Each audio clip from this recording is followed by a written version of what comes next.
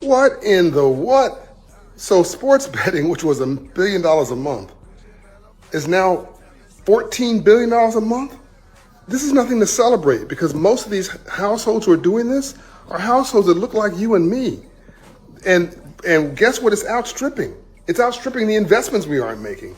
Only 18% of black people were investing in the real estate to begin with. This is another investment you can make, art. But anyway, the traditional stock market, only 18% of African Americans were, last time I checked, were investing in the stock market.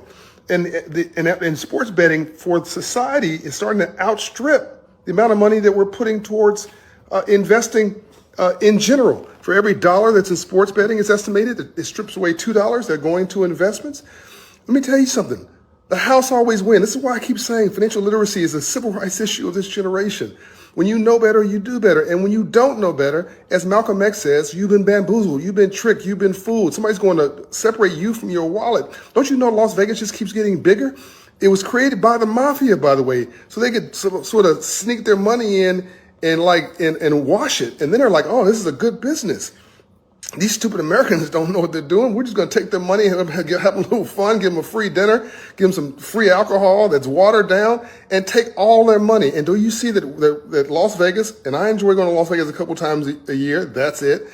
Las Vegas, I don't even gamble, but it's cool. Las Vegas has gone from this small situation, a couple buildings, right? Little dusty outpost. Now it's this iconic situation, right? And modeled all around the world because the house always wins. So now as more and more states are legitimizing sports betting, this is going to go from bad to worse, from $1 billion a month to $14 billion a month, and it's going to keep rising. And if you're financially illiterate, folks are going to separate you from your wallet on the regular.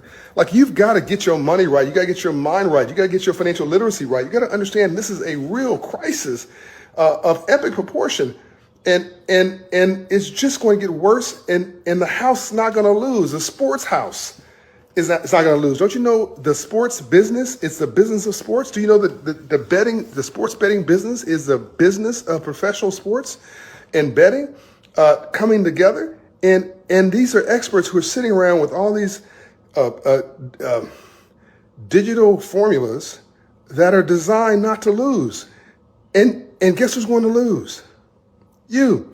And so everybody's trying to get rich, trying to get paid, trying to get this dollar, trying to make this buck, trying to make this bag in the short term, winning the battle and losing the war. I've talked about cryptocurrency. It's not the same situation, but it's similar. That's not investing. That's speculation. That's gambling. It's okay if you got some extra money, do it. My wife did Bitcoin. It worked well for her, but she also has me. If it doesn't work out, don't use your rent money, right? And most of the cryptocurrencies out of business. I want you to get your baseline right, get your investment life right, get your life right, get your fundamentals right, and then go do this stuff as an extra, but don't rely on it. All right? Be classy, just like her. By the way, this is also an investment. It looks good. I can take it off the wall and cash it too. See you.